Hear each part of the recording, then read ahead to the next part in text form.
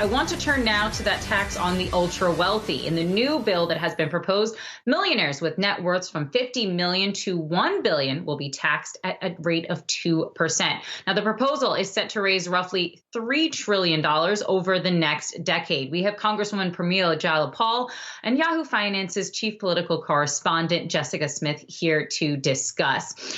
Okay, so Congresswoman, I want to start with why you guys have chosen to go this route of taxing the ultra wealthy instead of simplifying and perhaps plugging existing holes in the tax code that allow the wealthy to lower their effective tax rate.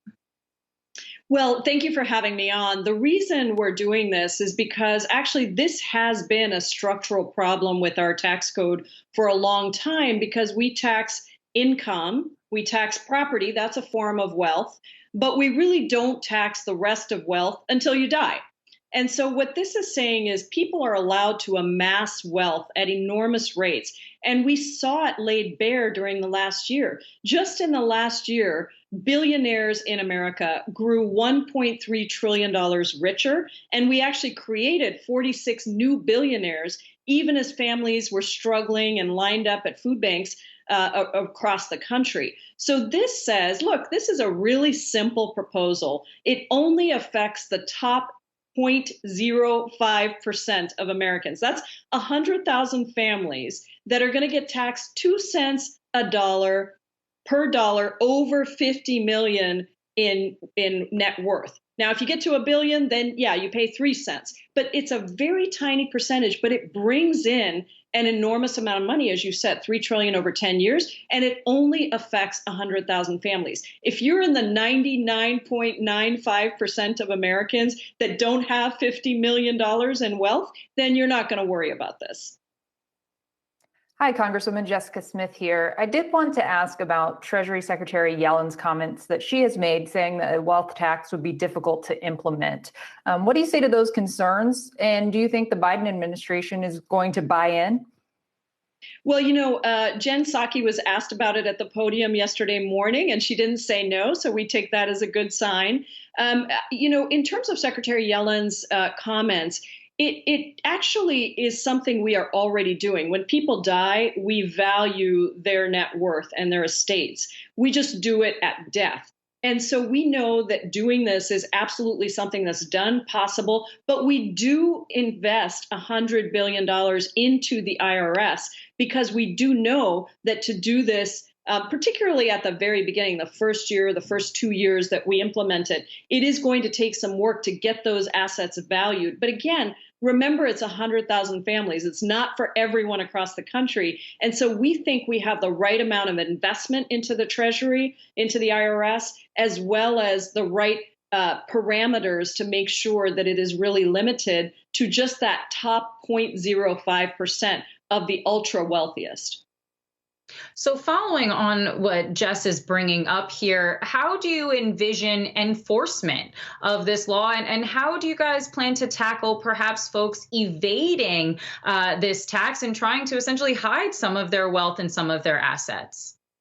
Yeah, we have a 40% exit tax so that if you suddenly decide you don't want to be in the United States, that's okay, but you got to pay 40% as an exit tax. And we have, as I said, invested that $100 billion into the IRS because we know that enforcement is a critical issue. And we've seen that in countries that have implemented this. If you don't invest the dollars into your enforcement arm and into your implementing arm, that does end up being a problem. So we learned from those countries and those experiences, and we incorporated all of those things into this very simple bill that would bring in $3 trillion for us to really level the playing field and have the richest in this country pay their fair share. How do you go about getting moderate Democrats on board for this? Clearly a very, very narrow margin in the Senate. So how do you approach this as you're trying to convince people in the Senate to get on board? Well, what's been so great about this is the polling is phenomenal across the country. This is an idea that appeals to Democrats, to independents, and to Republicans.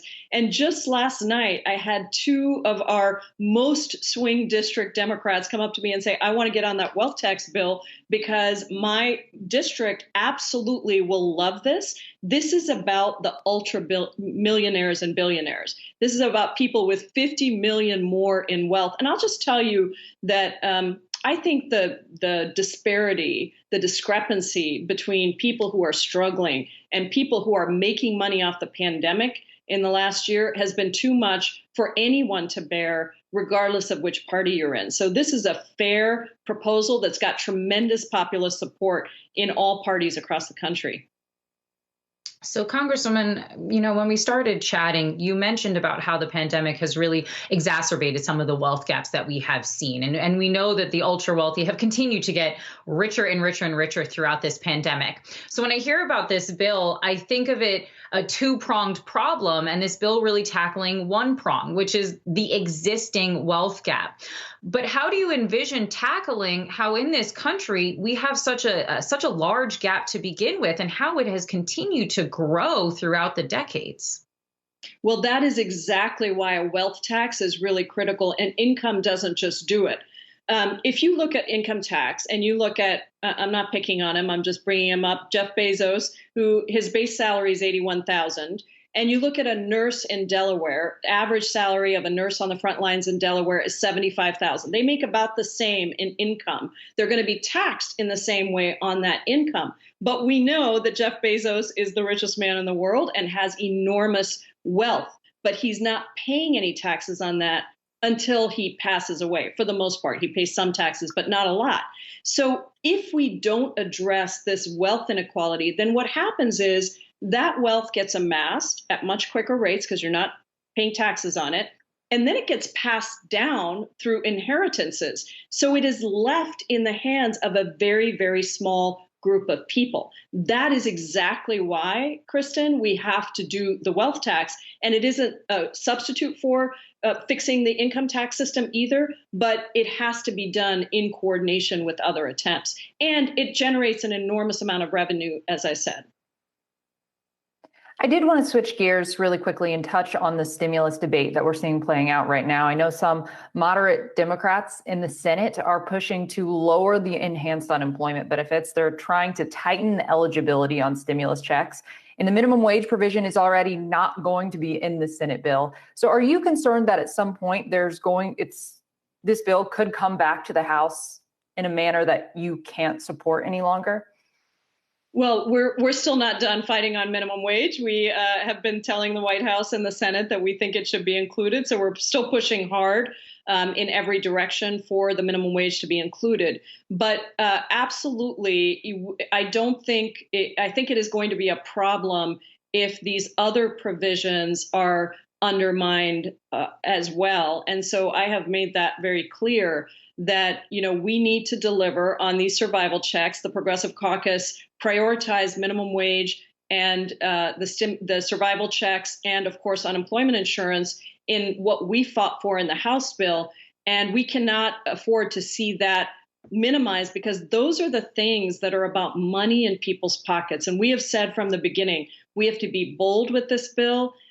We need to make sure we're putting money in people's pockets and that people wake up after we pass this bill and see that they actually have a chance to put food on their table and get their rent paid and still be able to, go about their days. So it will be a real problem if this gets undermined in the Senate.